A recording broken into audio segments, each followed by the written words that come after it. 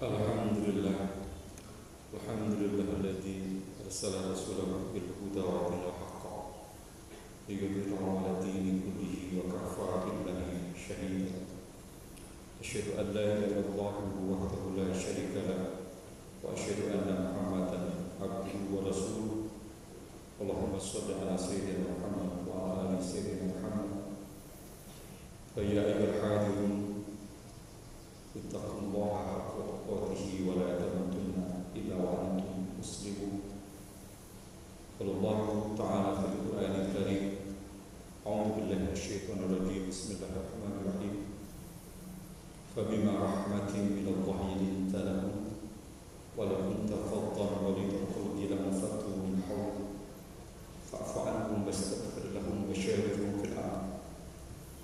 Fa idza azamta fatawakkal 'ala Allah, innallaha yuhibbul mutawakkilin. Qala Rasulullah sallallahu alaihi wasallam, atadruna mal muflis? Qalu al-muflisu fina man la dirham lahu wa la mata'. Faqala innal muflisa min ummati ya'ti yawmal qiyamati bis-salati wa siyami wa zakati wa ya'ti qad shatama wa qatafa hada wa akala mal hada wa sabaka dama hada wa daraba hada. Amma ba'd. Jamaah yang dimuliakan oleh Allah Subhanahu wa taala, marilah kita meningkatkan ketakwaan kita kepada Allah. Takwa yang berarti al-khaufu minal jalil, takut kita terhadap ancaman Allah Subhanahu wa taala. Wal amal bitanjil, beramal sebagaimana yang Allah contohkan dalam Al-Quran dan Sunnah. Bersyukur ala janji, bersyukur terhadap nikmat Allah. Waridho bil qalil, ridho terhadap yang sedikit. Dan takwa yang berarti wal istidadul yawmil akhir, mempersiapkan diri kita untuk kehidupan yang abadi, yaitu di akhirat kelak. Dengan bekal takwa inilah kita akan menjadi hamba Allah yang mulia di sisi Allah. Allah telah berfirman di dalam ayatnya, a'udzu billahi minasyaitonir rajim, bismillahirrahmanirrahim. Inna akramakum indallahi atqakum, sungguh yang mulia di sisi Allah di antara kita adalah hamba-Nya yang bertakwa kepadanya. Jamaah yang dimuliakan oleh Allah Subhanahu wa taala, suatu ketika Nabi kita Muhammad sallallahu alaihi wasallam bertanya kepada para sahabat, "Atadruna mal muflis?" Tahukah kamu siapakah orang-orang yang bangkrut itu? Qalu al-muflisu fina man la dirham lahu wa la mata'. Orang yang bangkrut itu adalah mereka yang tidak punya uang dan mereka yang tidak punya harta benda.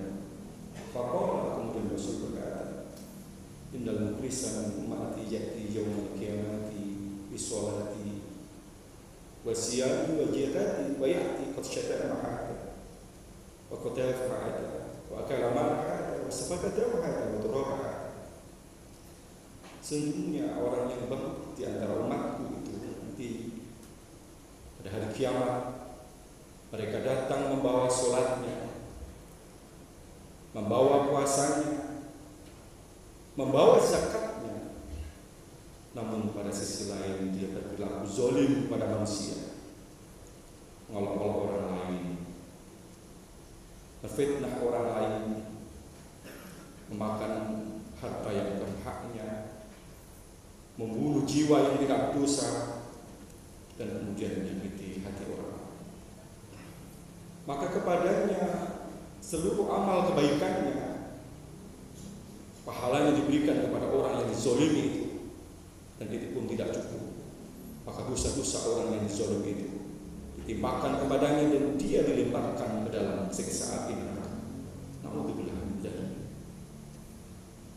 Itulah yang disebut dengan orang-orang yang bangkrut. Maka ada amal ibadah kita ini yang kita lakukan sudah berpuluh-puluh tahun kita beribadah kepada Allah Subhanahu wa taala. Namun ketika satu sisi kita melakukan perilaku zalim yang saya sebutkan tadi, maka bisa jadi ibadah kita tak ada manfaat, tidak ada gunanya. Jamaah yang dimuliakan oleh Allah SWT, 5 hal yang menjadikan amal ibadah kita bermakna, tak ada gunanya. Yang pertama adalah qadsyadaraha, mengolok-olok sesama dalam perilaku kehidupan kita sehari-hari, interaksi sosial kita bersama dengan saudara kita, dengan kawan kita, dengan sahabat kita. Ada di sana perkataan-perkataan yang kita sengaja ataupun tidak, memanggil mereka dengan sebutan-sebutan yang menyakitkan hati, menyamakan mereka dengan benda, ataupun bahkan mungkin dengan sebutan binatang dan lain sebagainya. Padahal kita tahu, disebutkan di dalam ayat Al-Quran, perilaku mengolok itu ada dilarang dalam agama kita. A'udzubillahi minasyaitonir rajim. Bismillahirrahmanirrahim. Ya ayyuhalladzina amanu la yaskhar qaumun min qaumin asa ay yakunu khairan minkum. Wahai orang-orang yang beriman, janganlah di antara kita saling mengolok antara kaum yang satu dengan kaum yang lain. Boleh jadi yang kita olok-olok itu lebih baik daripada kita. Jamaah yang dimuliakan oleh Allah SWT, ketika kita melihat perilaku kita atau perilaku anak-anak kita, banyak di antara mereka menyebut nama temannya, sahabatnya dengan sebutan-sebutan yang mohon maaf, sebutan yang tidak pantas disematkan kepada manusia itu sendiri. Dan bahkan hampir kita lihat mereka itu sudah biasa saja, tidak sadarkah kita bahwa itu adalah perilaku yang mengakibatkan amal ibadah kita tidak terima oleh Allah SWT. Perilaku yang kedua adalah waqadha fahada, menfitnah orang lain. Seorang yang baik-baik, seorang yang tidak melakukan perbuatan, difitnah untuk melakukan perbuatan dan lain sebagainya, yang akibatnya dia merasa malu bertemu dengan kawan, bahkan telah membunuh watak dan karakteristiknya. Maka perilaku fitnah itu bukan saja dirinya yang difitnah, bahkan mungkin juga keluarganya akan menimpa terhadap imbas dari perilaku fitnah itu. Oleh karena itu Al-Quran telah menjelaskan dalam ayatnya, A'udzubillahi minasyaitonir rajim. Al-fitnatu asyaddu minal qatl. Fitnah itu lebih kejam daripada pembunuhan. Kenapa bisa seperti itu? Karena dampaknya sangat luas. Bukan seorang, bahkan bisa sekampung imbas dari fitnah itu sendiri. Bahkan dalam kisah Nabi besar Muhammad SAW, istri beliau Siti Aisyah radhiyallahu anha pernah difitnah oleh orang kafir, orang munafik yang fitnah beliau, yaitu dituduh dengan berperilaku zalim. Bahkan dalam hal ini Rasulullah SAW berdiam terhadap Siti Aisyah radhiyallahu anha, mencari petunjuk yang datang dari Allah Subhanahu wa taala, yang kemudian turunlah Quran surat An-Nur ayat 10 yang menjelaskan bahwa Siti Aisyah radhiyallahu anha tidak melakukan perilaku zalim yang disebutkan itu tadi. Fitnah itu menyebar kemana-mana, sampai kemudian di antara masyarakat itu terbentuk 4 golongan. Mereka ada yang percaya bahwa Siti Aisyah radhiyallahu anha melakukan perbuatan zalim. Ada mereka yang menolak, yang tidak percaya. Ada mereka yang tidak percaya dan tidak mengadakan pembelaan. Tapi ada orang yang tidak percaya, tidak mengadakan pembelaan, tapi melakukan pembicaraan di mana-mana. Ini imbas dari perilaku fitnah itu sendiri. Kisah itu kemudian disebutkan dalam hadis Nabi yang disebut dengan hadis al-ifki, yang sangat besar tentunya dampak terhadap hal ini. Jemaah yang dimuliakan oleh Allah SWT, bukankah kita tahu perilaku fitnah itu sendiri perilaku orang-orang munafik yang disebutkan di dalam hadis Nabi, ayatul munafiki salasun idza hadasa kadaba wa idza wa'ada ahlafa wa idza tumina qala. Ciri tanda orang munafik itu ada 3, bila dia berkata dia berdusta, Apabila dia berjanji maka dia mengingkari, dan apabila dia diberi amanat maka dia berkhianat. Itulah orang munafik yang tentunya kita tidak tahu di antara kita apakah dia orang beriman, ataukah dia orang kafir, ataukah dia orang munafik. Berteman dengan orang munafik inilah yang menjadikan kita harus hati-hati terhadap mereka. Bila terjadi fitnah, maka imbasnya akan begitu besar. Maka pantas Rasulullah SAW menjelaskan orang yang fitnah itu adalah bagian dari orang-orang yang bangkrut, yang amal ibadahnya tidak akan terima oleh Allah Subhanahu wa taala. Perilaku yang ketiga yang menjadikan kita tidak akan diterima amal ibadah kita adalah bakal palahad, memakan harta yang bukan hak kita. Boleh jadi di antara kita dititipin oleh Allah Subhanahu wa taala saudara kita yang anak yatim piatu, yang belum balik terhadap harta mereka, maka kita punya kewajiban untuk menjaga. Dan ketika dia sudah balik, kita berikan hak itu kepada mereka. Jangan sampai terjadi perilaku makan harta yang bukan hak kita, korupsi dan lain sebagainya, pencurian, perampokan dan sebagainya. Dalam hal ini Allah SWT telah menjelaskan. A'udzu billahi minasyaitonir rajim. Bismillahirrahmanirrahim. Ara'aital ladzi yukadzibu bid-din fadzalikal ladzi yad'ul yatim wa la yahuddu 'ala ta'amil miskin fawailul lil musallin alladzina hum 'an shalatihim sahun alladzina hum yura'una wa yamna'una al-ma'ruf. Tahukah kita siapakah pendusta agama itu? Yaitu orang-orang yang tidak peduli kepada anak yatim, yang tidak memberikan makan kepada orang-orang miskin. Maka celakalah orang-orang yang sholat, yaitu mereka yang lalai dalam sholatnya, orang yang beramal hanya ingin dilihat orang lain, riak, pamer dan sebagainya, dan orang yang tidak mau membantu sesama dalam kebaikan. Jemaah yang dimuliakan oleh Allah Subhanahu wa taala, perilaku yang keempat yang menjadikan amal kita bisa rusak adalah wasfaka damahada, membunuh orang yang tidak berdosa. Perilaku pembunuhan ini yang belum lama ini kita dengar di media massa begitu ramai. Bagaimana terjadi pembunuhan? Begitu hebatnya seseorang yang membunuh, menutupi akan perilakunya. Maka ketika kita pahami jiwa kita ini adalah milik Allah Subhanahu wa taala, hari ini kita terlepas dari itu, maka suatu saat Allah akan buka aib itu sendiri terhadap jiwa-jiwa yang dibunuh dan tidak ada alasan untuk membunuh ini.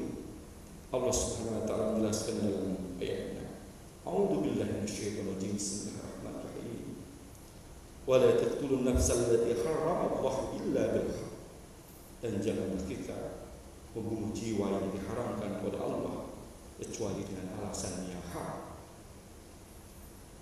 Bahkan di dalam ayat yang lain Allah Subhanahu wa taala menjelaskan, barang siapa yang membunuh orang mukmin dengan tidak ada alasan terhadap hal ini, maka tempatnya adalah neraka jahanam, dan bagi mereka Allah membencinya dan siksanya adalah azab yang sangat pedih. A'udzubillah min dzalik. Jamaah yang dimuliakan oleh Allah Subhanahu wa taala,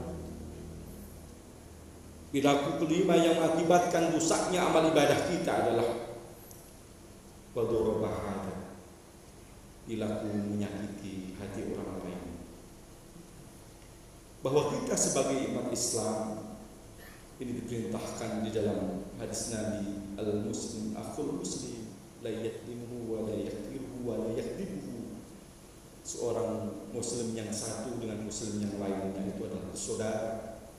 Tidaklah boleh kita saling menyakiti hati, saling memfitnah, saling membohongi dan lain sebagainya. Maka kita sama muslim itu harus menjadikan ukhuwah Islamiyah yang kuat antara kita. terhadap perilaku-perilaku yang mengakibatkan amal kita menjadi rusak tadi, maka apa yang harus kita lakukan? Yang pertama, taqarrub ila Allah. Dekatkan diri kita kepada Allah Subhanahu wa taala, perbanyak istighfar, mohon ampun kepada Allah Subhanahu wa taala. Dijauhkan dari perilaku-perilaku yang zalim tersebut. Maka bila kita ketemu terhadap hal ini, marilah kita sama-sama punya sikap hati kita yang lunak. Jangan sikap yang keras terhadap mereka. Dengan hati yang kasar terhadap mereka, bersikap kita pada sikap yang lunak. Memaafkan mereka, memohon ampunkan mereka, dan apabila terjadi pada itu, kita ajak mereka dengan musyawarah. Hal ini sebagaimana disebutkan di dalam ayat Al-Quran. A'udzubillahi minasyaitonirrajim. Bismillahirrahmanirrahim. Wa bima rahmatin minallahi linta lahum wa la kunta faddan ghalidal qalbi lan faddu min hawlik fa'fu anhum wastaghfir lahum wasyawirhum fil amr fa idza azamta fatawakkal 'ala Allah innallaha yuhibbul mutawakkilin. Jemaah yang dimuliakan oleh Allah Subhanahu wa taala, maka dalam kesempatan kali ini khutbah singkat pada kesempatan ini, semoga kita semua bisa dijauhkan oleh Allah Subhanahu wa taala dari perilaku-perilaku yang merusak terhadap ibadah kita. Perilaku yang menjadikan kita bangkrut yang disebutkan oleh Nabi kita Muhammad SAW. Ibadah kita yang sudah puluhan tahun kita bangun, sholat kita, puasa kita, zakat kita bisa menjadi tak ada bekasnya ketika 5 perilaku itu apabila kita lakukan. Maka kita tetap berdoa kepada Allah Subhanahu wa taala untuk tetap mendekatkan diri kepada Allah, menjauhkan diri dari perilaku-perilaku tersebut, dan apabila kita punya kesalahan, kita maafkanlah sesama di antara kita, saling mendoakan di antara kita, memohon ampun kepada Allah Subhanahu wa taala. Semoga Allah Subhanahu wa taala menjadikan kita semuanya manusia yang ingat kepada akan kematian dan hidup kita. Akhirnya kita termasuk orang-orang yang selamat baik dunia maupun akhirat kita. Amin amin ya rabbal alamin. A'udzubillahi minasyaitonir rajim. Bismillahirrahmanirrahim. Fa bima rahmatin minallahi linta lahum wa law kunta faddan ghalidal qalbi lan faddu min hawlik fa'fu anhum wastaghfir lahum wasyawirhum fil amr fa idza azamta fatawakkal 'ala Allah innallaha yuhibbul mutawakkilin. Barakallahu li wa lakum fil Qur'anil 'azim wa nafa'ani wa iyyakum bil ayati wa dzikril hakim. Rabbi ighfir warham wa anta khairur rahimin. Allahumma shalli ala sayyidina Muhammad wa ala ali sayyidina Muhammad.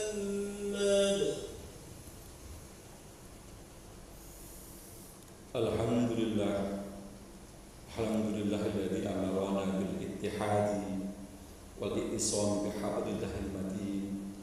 Asyhadu an la ilaha illallah wahdahu la syarika lah wa asyhadu anna Muhammadan abduhu wa rasuluhu. Allahumma shalli ala sayyidina Muhammad wa ala ali sayyidina Muhammad. Fa ya ibadallah ittaqullaha mastata'tum wa syari'u ila maghfirati rabbil alamin. Wa'lamu anna Allah subhanahu wa ta'ala amarakum bi amrin bada'a fi bi nafsi wa sanna bi malaikatihi musabbihati qudsi wa qala Allah ta'ala fil Qur'anil Karim. A'udzu billahi minasyaitonir rajim. Bismillahirrahmanirrahim.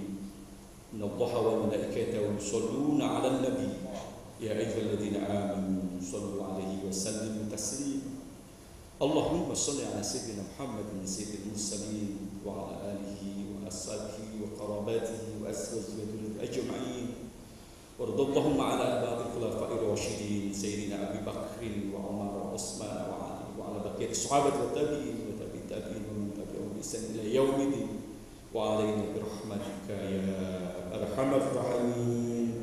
Allahumma ighfir lil muslimina wal muslimat wal mu'minina